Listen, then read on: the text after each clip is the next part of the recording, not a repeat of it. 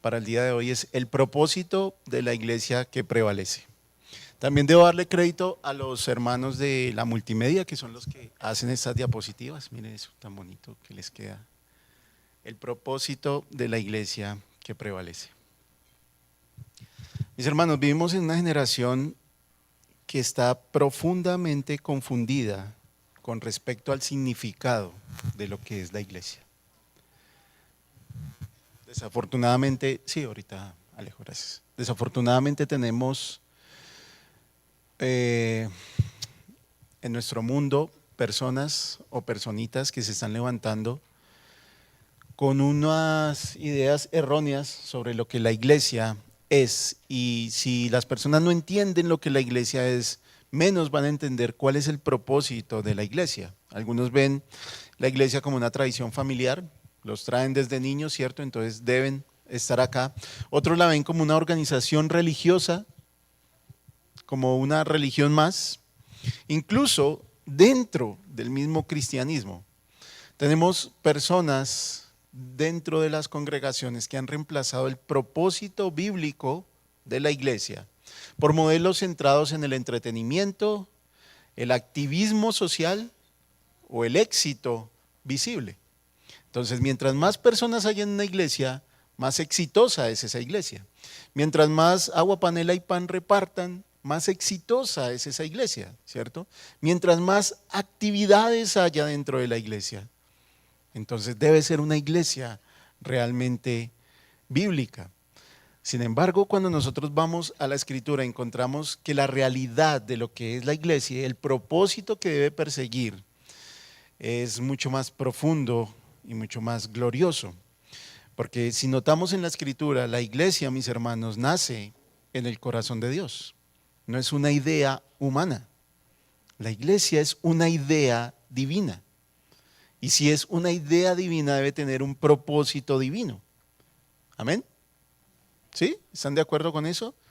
Si la iglesia fuera un invento nuestro, si la iglesia fuera un invento de los seres humanos, nosotros estableceríamos cuál es el propósito que la iglesia debería alcanzar. Pero por el hecho de que la iglesia sea un, entre comillas, invento, ustedes me entienden la palabra, una idea de Dios, algo que nace en el corazón de Dios, entonces es Dios quien proporciona el propósito de la iglesia. Pero no solamente la iglesia es una idea de Dios, la iglesia también es un pueblo que fue comprado por la sangre del Señor. Cuando entendemos eso, cuando entendemos que la iglesia no es una idea humana, cuando entendemos que la iglesia no es un invento religioso, no es simplemente una institución histórica que ha venido a lo largo de los años, cuando entendemos que realmente la iglesia es el pueblo redimido de Dios y que está llamado a reflejar su gloria en el mundo, nuestra perspectiva va cambiando. Por eso el mismo Señor Jesús declaró en Mateo capítulo 16. Cuando, no sé si recuerdan la escena, el Señor va por una región llamada Cesarea de Filipo y quiere indagar en sus discípulos cuál es la idea que las personas dentro del pueblo tienen acerca de Él, ¿cierto? Y Él dice, ¿qué dicen los hombres de mí? Y los discípulos contestan, unos dicen Elías, otros Jeremías o algún profeta del pasado, otros Juan el Bautista que ha, ¿cierto?, vuelto nuevamente. Pero el Señor dice, ¿y ustedes? ¿Qué piensan ustedes de mí? Y ahí está la gran declaración de Pedro, tú eres Cristo, el Hijo del Dios viviente. El Señor toma esa declaración de Pedro de que Él es el Cristo, el Hijo del Dios viviente, y les dice, sobre esta declaración, sobre mí mismo, sobre la roca, edificaré mi iglesia. Pero el versículo continúa diciendo, y las puertas del Hades no prevalecerán contra ella. Esa declaración es extraordinaria, mis hermanos. Las palabras del Señor tienen un tinte muy, muy, muy especial. El Señor no dice, tal vez la iglesia prevalezca. El Señor no nos dice, tal vez la iglesia dependa de lo que ustedes hagan más adelante. Miren, yo me voy a ir, pero les encargo encarecidamente de que no dejen caer esto. Me encanta que el Señor nunca dijo eso. Él dijo, la iglesia no prevalecerá. ¿Cierto? ¿O qué dijo? Perfecto. Los poderes del mal no prevalecerán en contra de la iglesia. Amén. Gracias, mi hermana. No se me haga solita porque ahorita para un ejercicio la va a necesitar al lado de alguien. Y su voz me sirve más aquí que por allá tan lejos. Gracias, mi hermana. El Señor no dijo tal vez la iglesia sobreviva. El Señor dijo, la iglesia será edificada sobre mí, sobre la roca. Mis hermanos, la iglesia pertenece a Cristo. Él la sostiene y la preserva. Cristo garantiza la permanencia de la iglesia. A lo largo de la historia se ha visto, ¿cierto? Incontables enemigos han intentado derrumbar la iglesia. Se han levantado persecuciones violentas contra los cristianos, el Imperio Romano, que es el ejemplo más claro de cómo la iglesia fue perseguida por ellos. Las herejías intentaron corromper la doctrina apostólica de la iglesia, los sistemas políticos incluso, no me voy a meter con eso el día de hoy, los sistemas políticos incluso han intentado cuestionar la veracidad de la iglesia, han intentado corromper la iglesia, han buscado silenciar el evangelio, pero aún así la iglesia permanece. La iglesia ha prevalecido sobre los poderes del mal. Tal vez nos preguntemos por qué. La respuesta es sencilla, porque aquello que Cristo edifica jamás será destruido. Amén. Quiero hoy colocar una ilustración y quiero que basemos toda esa enseñanza de esta mañana en una ilustración muy sencilla. Tal vez nuestro contexto citadino no nos haya permitido conocer un faro, pues visto o estar dentro de uno, pero ¿hay alguien aquí que haya estado dentro de un faro o conozca un faro? ¿Lo haya palpado con sus manos? Desde lejos, ¿no? Ni siquiera una tormenta en un barco, ¿no? Pastor, usted tantas veces en el mar, ¿no? Pero sabemos que es un faro, ¿verdad? ¿Sí? ¿Sabemos que es un faro? ¿Alguien aquí no sabe qué es un faro? Muy bien. Sí, sí, no sabe o sí, sí sabe. Muy bien. Quiero que pensemos en esta mañana en la iglesia como un faro. Un faro se coloca, ¿cierto?, a la orilla del mar para guiar, ¿qué?, a los barcos hacia él, para avisarle a los barcos que están cerca. Las olas lo golpean constantemente, el viento sopla con mucha violencia contra el faro, pero el faro se mantiene ahí. Incluso estuve leyendo, mis hermanos, que hay faros hasta con 400 años de antigüedad. No sé cómo harían para alumbrarlos, ese dato me lo dio una inteligencia artificial y yo le creo a las inteligencias artificiales. Por sus caras veo que todos ustedes también le creen a y mucho a las inteligencias artificiales, pero casi 400 años de antigüedad se data de uno de los faros más antiguos. Precisamente, ¿por qué quisiera traer la ilustración del faro? Precisamente porque la iglesia prevalece con muchos más años de antigüedad que un faro. Y necesitamos entender que el faro no existe con un propósito propio, existe con un propósito que alguien más le dio y que alguien más estableció. Amén. Entonces vamos a pensar en esta mañana en ese sentido. Muy bien. Como el título de mi enseñanza es el propósito de la iglesia que prevalece, entonces vamos a darnos cuenta que la iglesia no simplemente está para existir, porque sí. La iglesia no es simplemente para reunir personas, la iglesia no es simplemente para tener actividades religiosas, porque no tenemos nada más que hacer los domingos por la mañana, porque necesitamos amigos, personas que nos amen, ¿cierto? Como somos, y en la iglesia realmente nos aceptan como somos, a algunos. Necesitamos entender que la iglesia debe vivir conforme al diseño que Dios estableció para ella. Y quiero que desarrollemos esta idea en tres partes. Vamos a ver ese propósito de la iglesia que prevalece en tres grandes direcciones. Vamos a verla entonces hacia arriba. El propósito es glorificar a Dios. Hacia adentro, es decir, crecer a la imagen de Cristo. Y hacia afuera, extendiendo el reino de Dios. En esta mañana, si ustedes lo notaron, pues no les di textos bíblicos para leer, yo los voy a leer porque vamos a ocuparnos en otras actividades más adelante. Muy bien, entonces miremos el primer punto, hacia arriba. La iglesia existe para glorificar a Dios. Primer punto, la iglesia existe para glorificar a Dios.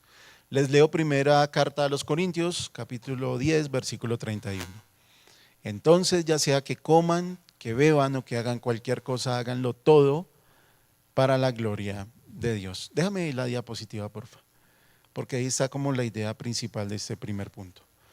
La razón principal por la cual existe la iglesia es la gloria de Dios. Es la razón principal. Y debemos comenzar por ahí. Eso significa que la iglesia no tiene al hombre como centro supremo. Amén. Nosotros no somos los protagonistas de la iglesia. Dios es el centro absoluto de la iglesia. Y todo, del griego todo lo que hace la iglesia debe apuntar hacia Él. Amén. Ese es un principio bastante sencillo. Ya se ha hablado muchas veces de esto aquí, que el propósito de la iglesia es glorificar a Dios, que nuestras vidas tienen un propósito de glorificar a Dios. Este principio es bastante sencillo, pero es sencillo en la teoría, ¿verdad? Porque cuando vamos a la práctica, esto confronta profundamente nuestra mentalidad, nuestra forma muchas veces de hacer las cosas. Nosotros muchas veces organizamos absolutamente todo alrededor de las preferencias humanas. Tenemos un serio problema con eso. Tenemos un serio problema cuando queremos satisfacer qué es lo que fulano o fulana quieren de la iglesia. Y tenemos que enfocarnos en el hecho de que la existencia misma de la iglesia es para glorificar al Señor, no para darle preferencia a lo que las personas quieren. Nosotros en particular venimos de una iglesia donde se hacía lo que el pastor decía. Sin embargo, el pastor decía que se hacía lo que Dios decía. Entonces era un poco confuso porque aunque entendíamos de alguna forma que se hacía lo que Dios quería, a la larga lo que se hacía era lo que el pastor quería. Y era una iglesia episcopal, es decir, un solo pisco gobernaba, ¿sí? Una sola persona gobernaba, uno solo estaba en la cabeza. Bueno, si ustedes no entendían qué es episcopal, ahora ya saben, ya tienen algo para agregar ahí a su vocabulario. El gobierno episcopal es del solo pisco, él solo es el que gobierna. Entonces, las iglesias que tratan de organizarse alrededor de las preferencias humanas no logran en la práctica esta primera razón que es fundamental. No logran dar en el blanco de que la iglesia existe realmente para glorificar a Dios. Hay iglesias que buscan mantener a las personas cómodas, satisfechas y, lo peor de todo, entretenidas. ¿Sí es así o no, mis hermanos? ¿Conocemos personas así? Así es.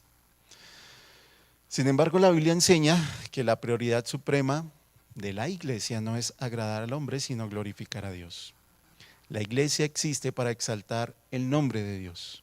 Amén.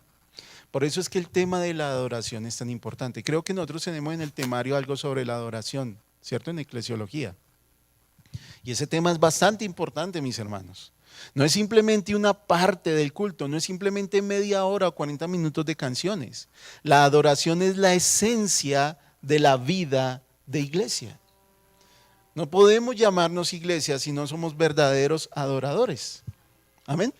El Señor se lo dijo a la samaritana en el pozo de Jacob. Y hoy se está cumpliendo esa profecía con nosotros. Si somos verdaderos adoradores que adoramos al Padre en espíritu y en verdad. Muchas veces nosotros reducimos el concepto de adoración a la música, ¿sí? Entonces la hermana coge allá la escoba en su casa y pone a Marcos Witt y dice, hoy adoré al Señor. Pero la adoración va mucho más allá de eso y va mucho más allá de las canciones. Adoramos realmente cuando obedecemos la Escritura. Adoramos cuando oramos, cuando servimos a Dios y a los hermanos, cuando vivimos en santidad. Pero sobre todo, mis hermanos, adoramos cuando dependemos completamente de Dios y vivimos para su gloria. La verdadera adoración, entonces, nace de un corazón que está convencido de que todo lo que hace glorifica a Dios. Ahí está el punto de la adoración. Es más que cantar. Aquí hay voces muy bonitas, y cuando los hermanos aquí están en la alabanza y pueden cantar la iglesia se oye precioso. Pero el escritor Santiago dice, ¿cómo es que de tu boca salen palabras hermosas para el Señor, pero salen palabras tan feas para los hombres que han sido creados a imagen de Dios? ¿Ven? Entonces la adoración va mucho más allá. Y la adoración nace, mis hermanos, de un corazón que está realmente convencido de que cualquier cosa que haga va a glorificar a Dios. Amén. Sea que coman, que beban o que hagan cualquier otra cosa, háganlo todo para la gloria de Dios. ¿Recuerdan el faro? ¿La imagen? Bien, ahí está, gracias.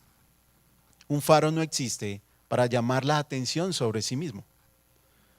Un faro tiene una luz, ¿cierto?, que da vueltas.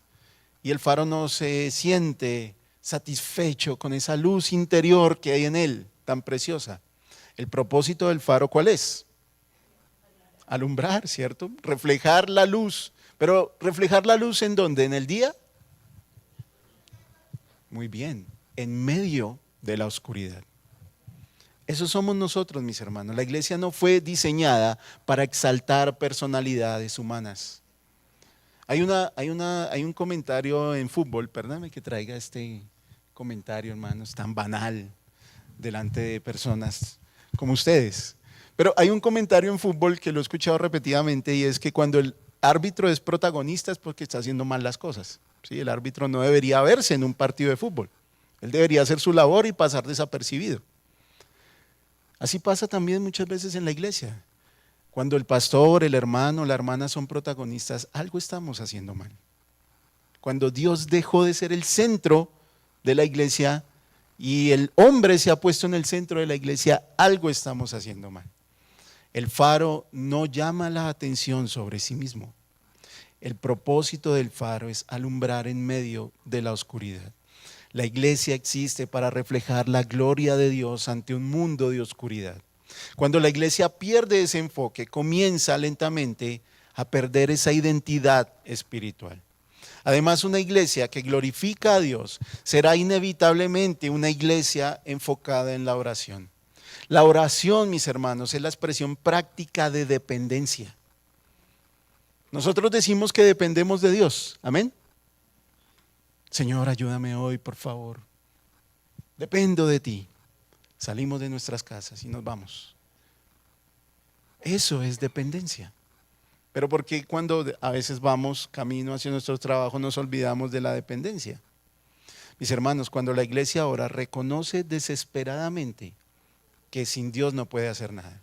¿Ustedes por qué consideran que particularmente aquí en Redención se insiste tanto sobre la oración? ¿Creen que es que los hermanos les tienen envidia porque ustedes tienen que madrugar un poquito más el domingo en la mañana? ¿Creen que es por eso? ¿Creen que los que vienen a dirigir la oración los martes y están aquí de forma presencial no saben que ustedes tienen ocupaciones importantes por hacer? Mis hermanos, se insiste en la oración porque eso es del Señor. Es del Señor. ¿Por qué no madrugamos un poquito más los domingos? Y yo no estoy diciendo que yo porque madrugo soy mejor que ustedes, ni mucho menos.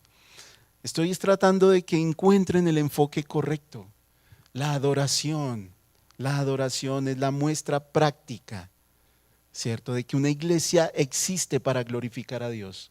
Y la oración es la muestra práctica de que dependemos realmente de Dios. Amén. Debemos ser una iglesia que ora, porque el Señor nos llama a eso. Las iglesias que por lo general abandonan la oración empiezan a confiar en sus propias estrategias. Eso es así. Llamemos a las personas y les damos esto. Llamemos a las personas porque van a recibir estos beneficios. Pero cuando abandonan realmente lo que es la oración, eventualmente se vacían espiritualmente. Aunque por fuera parezcan iglesias exitosas, aunque vayan miles de personas a hacer fila por la suba los sábados en la tarde, a que vayan miles de personas no dejando pasar los carros ahí en la 30 con Américas. Pero esas iglesias han abandonado lo que realmente les puede dar el éxito, entre comillas, espiritual. y es la oración. Han empezado a depender de sus propias estrategias humanas. Y la historia de la iglesia, mis hermanos, a lo largo de los años está marcada por el hecho de que Dios siempre levantó hombres en oración, hombres y mujeres, perdón, encaminados hacia la oración. La iglesia se ha sostenido por la oración de los abuelitos y las abuelitas todo el tiempo. Eso es así. Dios ha sostenido su iglesia de esa forma. La iglesia, mis hermanos, prevalece no porque sus miembros sean perfectos, ni porque no haya problemas entre nosotros. Todo el tiempo hay problemas entre nosotros, ¿verdad? Todo el tiempo. Dijo un día una hermana que está aquí, dijo, esta hermana es difícil de llevar. Y yo sé que es difícil de llevar. Pero hay muchos problemas entre nosotros, hay inconvenientes todo el tiempo, tenemos desazones, tenemos desavenencias, pero la iglesia prevalece porque Dios es celoso de su nombre. Incluso en los momentos más oscuros de la historia, mis hermanos, Dios siempre preservó un remanente fiel. Amén. Eso trae a nuestras mentes algo que es profundamente esperanzador. La permanencia de la iglesia no depende finalmente de nosotros, ni de que todos nos agarremos de la mano y seamos los mejores amigos del mundo. La permanencia de la iglesia siempre dependerá de la fidelidad de Cristo. Y de la fidelidad de Cristo, sobre todo, a sus promesas. Amén. Y a nosotros. Quiero que hagamos un ejercicio bien sencillo. Ahí, con el que tiene a su lado, ahí hay unas preguntas. Piense en estas preguntas, 2 minuticos, 3 minutos. Y hablemos sobre esto. Quiero recoger unas 3, 4 opiniones. Voy a necesitar que usen de toda su sinceridad, mis hermanos, por favor. ¿Sí? No quiero respuestas de entrevistas de futbolistas, no. Quiero respuestas reales. El hermano Segundo hoy me sirve de ilustración por la camiseta que trae. No quiero ese tipo de respuestas de hicimos todo lo que el profe nos indicó y todo salió. No. Tranquilos, hermanos, estamos en la escuela. Aquí nadie va a decir nada de lo que usted diga y de lo que usted conteste. Piensen en estas preguntas 2 minuticos y respondamos sobre esto.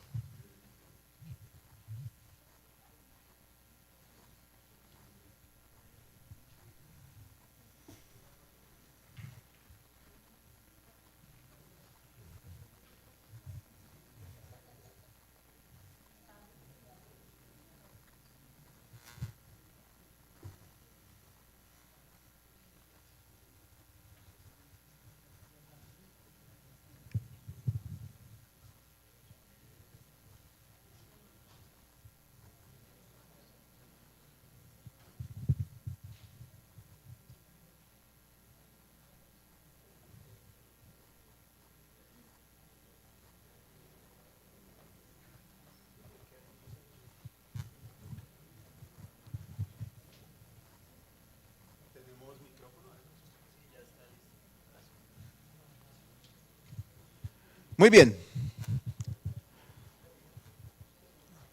Dicen por ahí que de los cobardes nada se ha escrito. ¿Quién va a ser el valiente o la valiente que va a dar su primera opinión en esta mañana? Aquí, Alejo. ¿Cómo es su nombre, mi hermana? Disculpe, no la referencia. Bienvenida, mi hermana. Ya le... Pero es que aquí todo queda documentado por si viene la DIAN, alguna cosa, mi hermana, usted sabe cómo es el gobierno.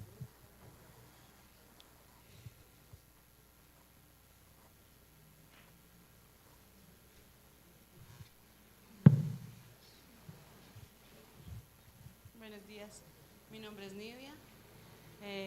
Primeramente, darle gracias a Dios que me permitió levantarme hoy, estar acá. Mi cuñada me invitó, que es conocedora de Dios. Estoy acá porque quiero conocer de Dios, quiero ser llena de Él, quiero llevar una vida más a su palabra que más a otras cosas. Entonces vengo dispuesta con el corazón a escuchar y aprender. Y referente a las respuestas que tenemos. Ah, bueno, bien, gracias, mi hermana, gracias. Bueno, ¿quién más?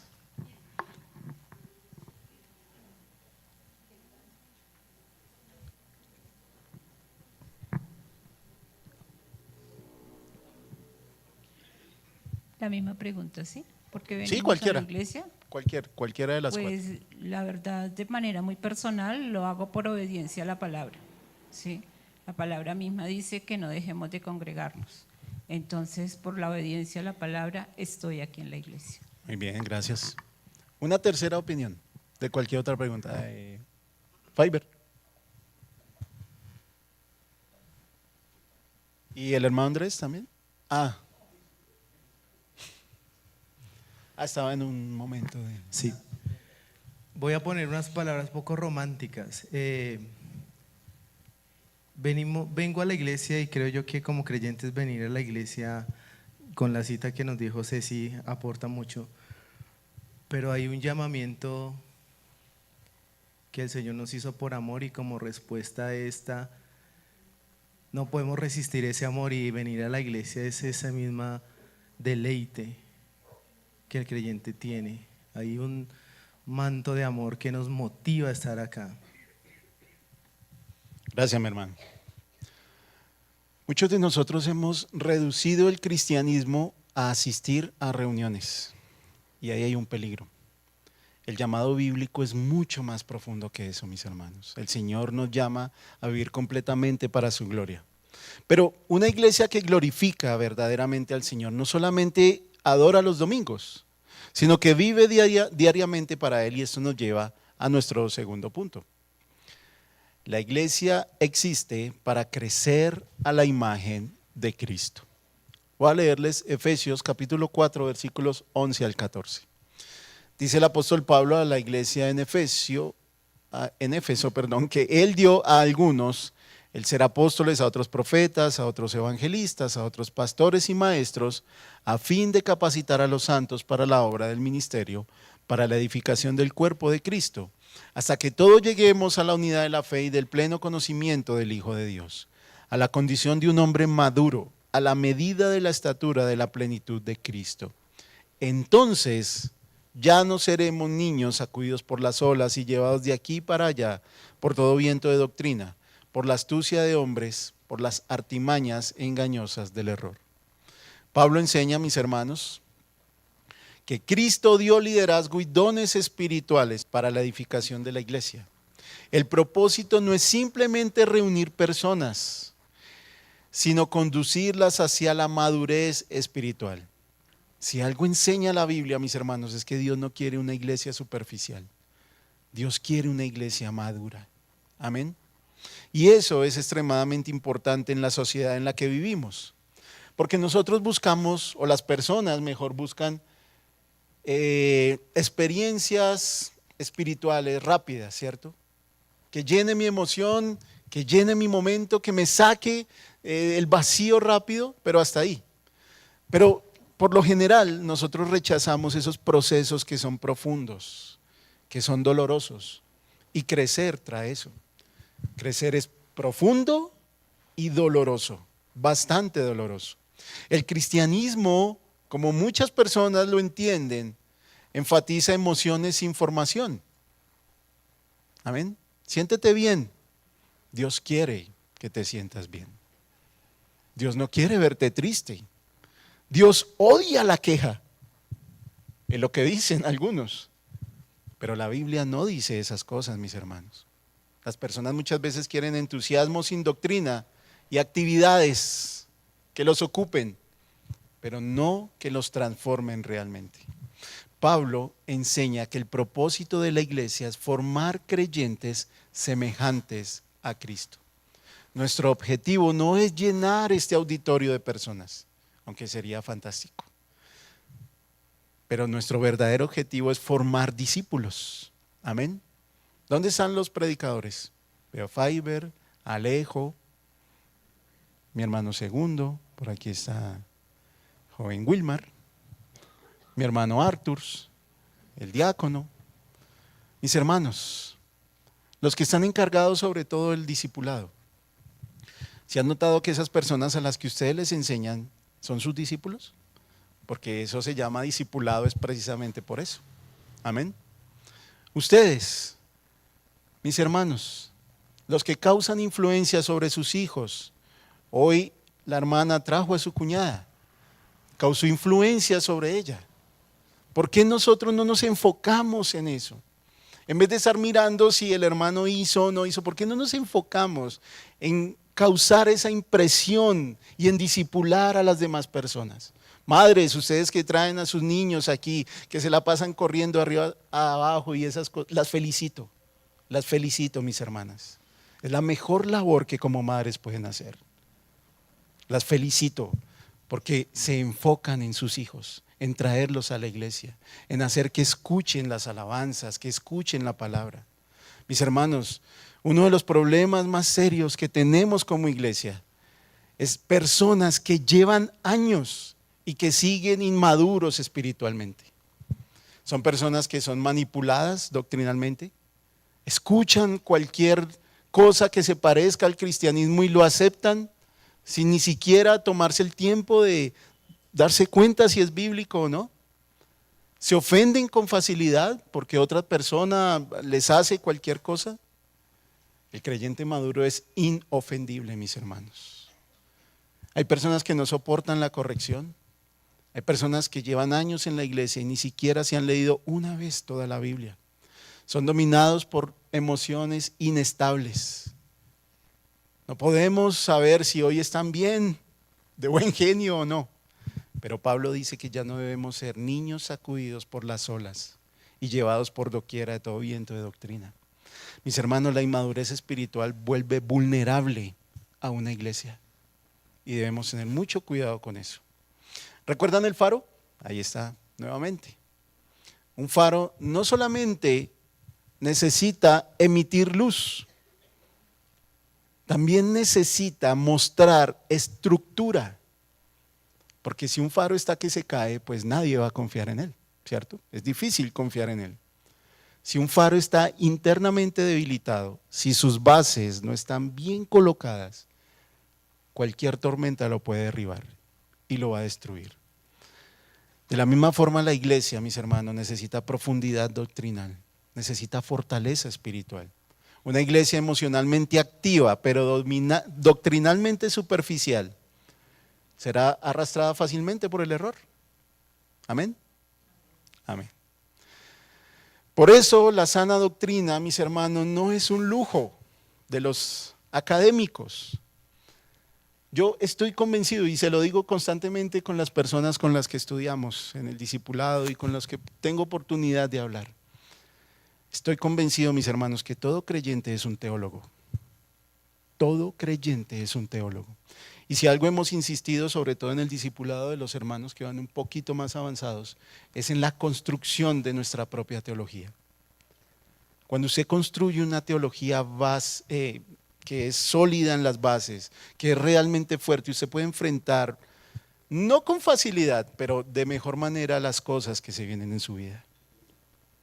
Pero si su teología es más o menos, el primer problema que tenga lo desbarata. La sana doctrina entonces no es un lujo para los académicos, es una necesidad espiritual.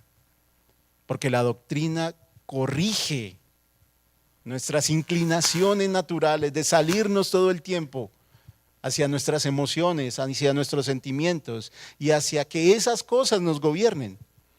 La doctrina correcta protege a la iglesia, alimenta al creyente y produce estabilidad espiritual. Mis hermanos, no sé si se han dado cuenta, pero lo que creemos afecta profundamente cómo vivimos. ¿Sí lo han notado? Lo que usted cree afecta profundamente cómo vive, cómo se relaciona con otras personas. Si usted cree que tiene la verdad absoluta y nadie lo puede corregir, pues venga y hable conmigo, que yo también soy así. Y seguramente vamos a tener un inconveniente. Pero la forma en que creemos siempre se manifiesta en cómo vivimos. Por eso la madurez espiritual incluye al menos 3 dimensiones que son elementales. Primero, creer lo correcto. Segundo, vivir lo correcto. Y tercero, amar lo correcto. Voy a explicarles un poco esto. Primero, creer lo correcto. La verdad es que no podemos crecer si tenemos una visión distorsionada de Dios. Si creemos que el evangelio o el mismo Señor es como nosotros creemos que es y no como la Biblia establece que es, entonces la verdad bíblica no puede transformar nuestro carácter, porque siempre estamos haciendo resistencia hacia esa verdad. Es que yo creo que Dios debería hacer esto conmigo. Es que yo creo que Dios debería hacer esto otro con este país o con esta iglesia. Pero cuando vamos a la verdad escritural, ella debe transformar lo que nosotros pensamos que Dios debería hacer y transformar nuestro carácter. Amén. Una iglesia madura no solamente conoce los versículos, sino que refleja el carácter de Cristo.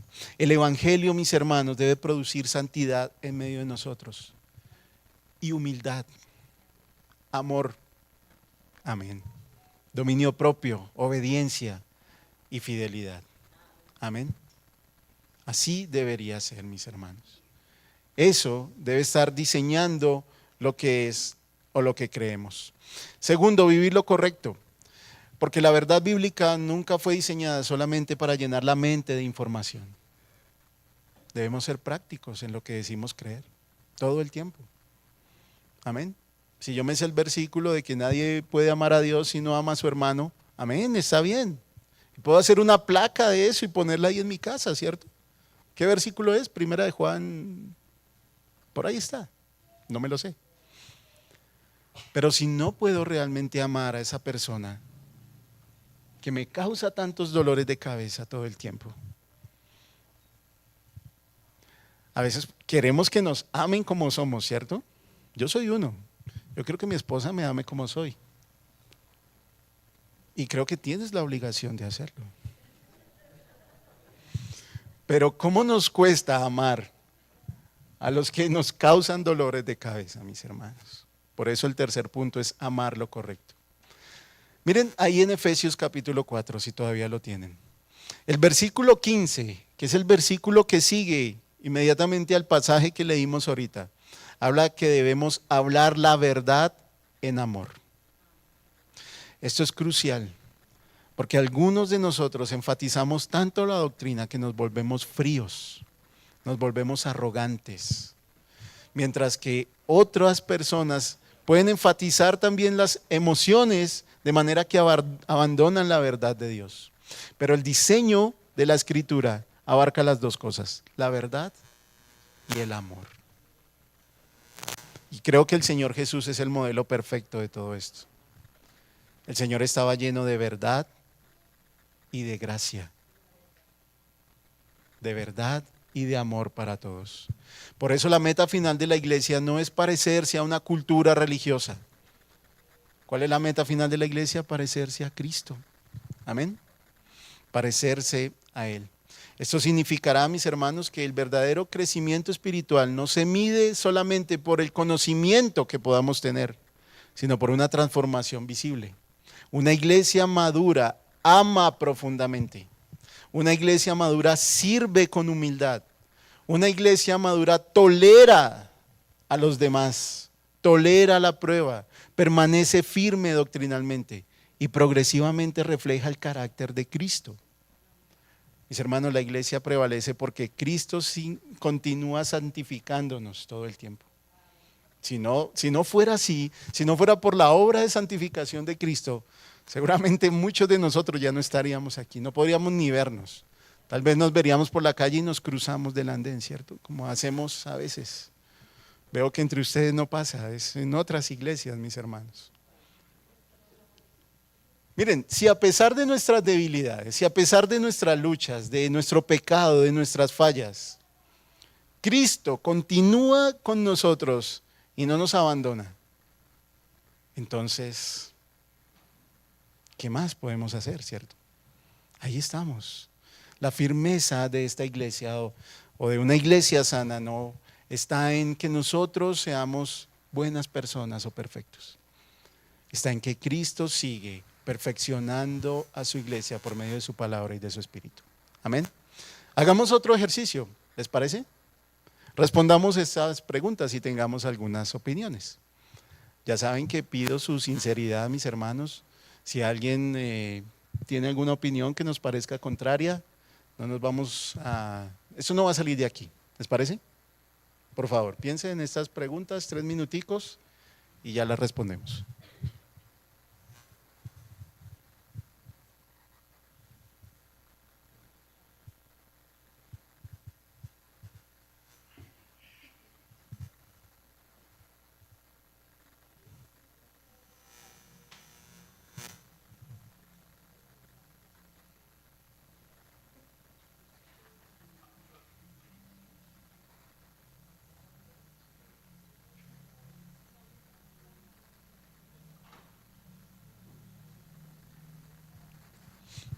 Muy bien. ¿Quién dijo yo?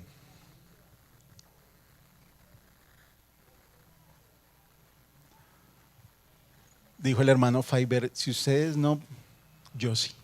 Aquí, Alejo. Ah, Fiber.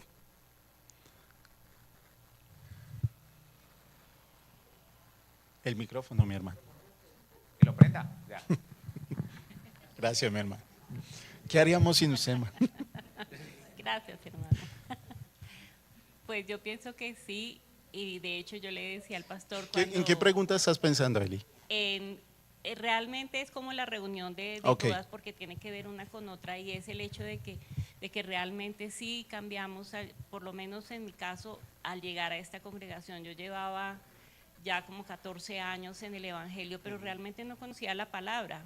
Al llegar a escudriñarla y a estudiarla como realmente lo hacemos acá, gracias a la sabiduría que el Señor le da a nuestros pastores y a todos los que nos enseñan como maestros, es una bendición, porque realmente uno se da cuenta. Yo antes realmente no era cristiana, de pronto era simpatizante del cristianismo, y sin embargo uno se creía cristiano, pero realmente al conocer la palabra y al conocer al Señor, pues se da uno cuenta que cada día tiene que aprender más, porque realmente es necesario, necesita uno aprender cada día más. Gracias, Eli. ¿Alguien más, mis hermanos? ¿Una opinión más? Antes de que se nos va el tiempo. El tiempo es del café de ustedes, mis hermanos. Si ustedes se demoran en contestar. Pues… por lo del café, Lili, ¿no? También. Bueno, bien. Bueno, yo también hago como una reunión de todas las preguntas y por gloria del Señor no soy la misma de antes, pero la misma palabra me deja ver que me falta mucho.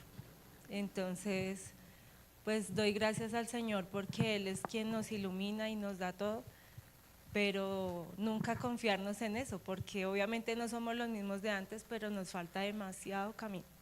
Bien, mi hermana, gracias. Mis hermanos, necesitamos que nuestra iglesia se comprometa profundamente con la enseñanza bíblica. Amén. No es casualidad, mis hermanos, no es ganas de molestar que insistentemente estemos diciéndoles asistan a los estudios, a los discipulados, congréguense de manera regular, escuchen la escritura, tengan sus propios devocionales en casa, lean la Biblia. Eso es del Señor, mis hermanos. Debemos comprometernos profundamente con la enseñanza bíblica, con la formación doctrinal, con la oración, con el discipulado. No basta solo con emocionarse, mis hermanos, debemos crecer. Y esto nos lleva entonces a nuestro tercer punto. La iglesia existe para extender el reino de Dios. Voy a leerles un pasaje que es bastante conocido por todos. Acercándose Jesús les dijo: toda autoridad me ha sido dada en el cielo y en la tierra. Vayan pues y hagan discípulos de todas las naciones, bautizándolos en el nombre del Padre y del Hijo y del Espíritu Santo, enseñándoles a guardar lo que les he mandado, y recuerden, yo estoy con ustedes todos los días hasta el fin del mundo. Mis hermanos, la iglesia no fue llamada simplemente a reunirse dentro de 4 paredes. Fue enviada al mundo con una misión gloriosa. Amén. Miren el faro que está en esa imagen. Un faro sería inútil si solamente permanece firme, pero no tiene luz. Si esa luz no alcanza a los barcos que están perdidos en medio de las tormentas. La iglesia tampoco fue llamada solamente a sobrevivir. La iglesia fue llamada a iluminar a un mundo en oscuridad. Amén. Existe para que el evangelio sea proclamado a todas las naciones. Pero entendemos que nuestra misión no termina simplemente en conversiones momentáneas, ¿cierto? Estamos llamados también a ser discípulos, a formar, a acompañar espiritualmente a otros hacia la madurez. Una iglesia sana existe para multiplicar discípulos semejantes a Cristo. Amén. Pero para los de afuera, para el mundo, la iglesia también incluye reflejar esa misericordia de Cristo mediante el servicio. Si se dieron cuenta que durante su servicio terrenal, durante su ministerio, el Señor, aunque declaró públicamente que Él venía por un pueblo especial, también se ocupó de personas que estaban fuera de ese pueblo. Él mostró misericordia también hacia extranjeros, hacia personas que eran rechazadas por su mismo pueblo, que eran rechazadas por la sociedad, hacia los marginados. Y la iglesia en general, no solamente el ministerio de misericordia, la iglesia en general debe ocuparse de eso, de la misericordia al mundo. Amén. Y así, mis hermanos, nos damos cuenta que la iglesia prevalece mientras avanza en eso. El libro de los Hechos muestra precisamente eso. Desde el principio la iglesia enfrentó oposición, persecución, amenazas y cárceles y muerte y todo eso, pero recibían eso. ¿Y qué era lo que proyectaban al mundo? ¿Odio? ¿Resentimiento? ¿Venganza? No. La iglesia recibía odio, recibía muerte, amenazas, y al mundo le devolvía amor, misericordia y el evangelio de Cristo. Es increíble, mis hermanos. ¿Qué hacemos nosotros con la oposición del mundo? ¿Devolvemos mal por mal? Deberíamos devolver bien por el mal que nos hacen. El evangelio, debido a eso, continuó expandiéndose en el mundo y continúa aún. ¿Por qué? Porque nada de lo que Cristo edifica se derrumba. Amén. El imperio romano y todos los imperios que vinieron después intentaron destruir la iglesia, pero aquí estamos, con Biblias en nuestras manos. A pesar de que quisieron destruirla tantas veces, tenemos las Biblias y cualquier cantidad de versiones en nuestros propios idiomas. Herejías han intentado corromper la iglesia y han fracasado. Los movimientos políticos han intentado desviar la verdad doctrinal y han fracasado, porque la iglesia verdadera avanza, ya que Cristo la gobierna soberanamente. Mis hermanos, en esta mañana lo que yo quiero hacer es un llamado a la esperanza, más que otra cosa. No estoy aquí parado para recriminar actitudes, ni decir que hagan más o hagan menos. Eso, el Señor se encarga de convencer nuestros corazones de hacer las cosas. Yo lo que quiero hacer es un llamado a la esperanza, porque aunque vivimos en una cultura que es hostil al evangelio, debemos vivir sin temor hacia los de afuera. Cristo continúa edificando su iglesia, mis hermanos, y a pesar de lo que nosotros somos, el Señor avanza con nosotros. Es increíble. Tal vez yo no me aguantaría a 2 o 3 de ustedes, pero el Señor nos aguanta a todos. Amén. Lidia con nuestras debilidades, lidia con nuestros pecados, con esos sentimientos infantiles que a veces mostramos todos nosotros. Y el Señor dice, venga papito, tranquilo. Yo soy su sostén, yo soy su padre. Aquí estoy para edificarlo, para que continúe. Cristo continúa edificando su iglesia en medio incluso de la oposición que nosotros le presentamos muchas veces. La luz seguirá brillando en medio de la oscuridad. Por eso, mis hermanos, quiero que respondamos todos nosotros con sinceridad a este llamado. Fuimos enviados a nuestros hogares, fuimos enviados a nuestros trabajos, fuimos enviados a nuestras universidades, a nuestros vecindarios, a nuestras ciudades, mis hermanos. Así que llevemos el evangelio de Cristo. Amén. Bien, para resumir, porque el tiempo se me acabó. El propósito de la iglesia que prevalece puede resumirse en 3 grandes direcciones, ¿cierto? Hacia arriba, glorificar a Dios; hacia adentro, crecer espiritualmente a la imagen de Cristo, madurar; y hacia afuera, extendiendo el reino de Dios. Cuando la iglesia verdaderamente vive en estas tres dimensiones, refleja verdaderamente el diseño divino y manifiesta la gloria de Dios en el mundo. ¿Por qué? Porque una iglesia que solamente adora, pero no crece, será superficial. Una iglesia que aprende, pero no evangeliza, será una iglesia estéril. Y una iglesia que trabaja, pero no glorifica a Dios, perderá completamente su centro. Por eso es imperativo, mis hermanos, que Cristo ocupe el lugar principal dentro de su iglesia. Así la iglesia se convertirá en una manifestación viva de la gloria de Dios en el mundo. Y mientras cumple ese propósito, la iglesia prevalece. Amén. Cristo nos ha comprado con su sangre, mis hermanos. Nos edifica, nos sostiene. ¿Y saben qué es lo mejor? Volverá. Volverá por nosotros. Los imperios caen, las culturas caen, los presidentes llegan y se van. Amén. ¿Cierto? Y caen.